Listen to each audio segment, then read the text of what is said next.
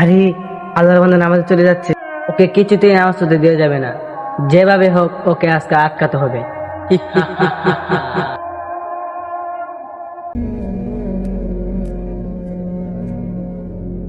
এখনই তোকে ডেক্কা মারে ফেলে দিব। নামাজে যাইবা, যাও।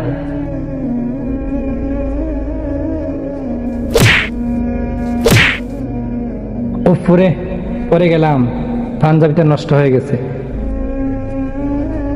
যাই পাল্টে আসি। যাও যাও, আমি আবার আসবো।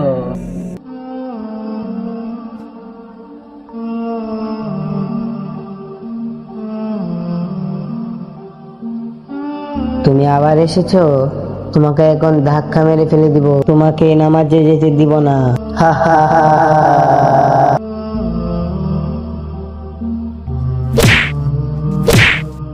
আহা, আবার পরে গেছি, কাপড় তো ময়লা হয়ে গেছে। কাপড় পাল্টে আসতে হবে আবার।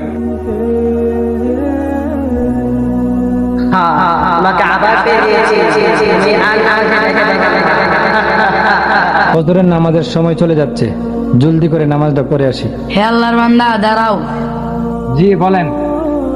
হে আল্লাহর বান্দা, তোমাকে দুইবার পড়তে দিয়েছি, তার জন্য হাতে প্রদীপ নিয়ে দাঁড়িয়েছি। চলো তোমাকে মসজিদে দিয়ে আসি।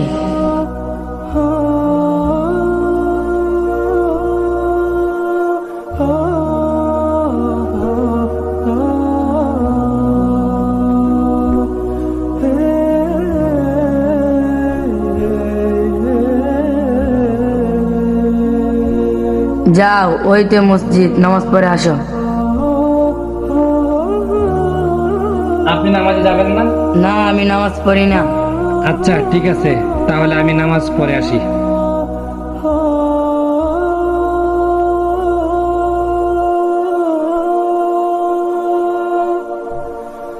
আপনি এখনো দাঁড়িয়ে আছেন, যান না কেন? না, তোমার জন্য এখনো দাঁড়িয়ে আছি।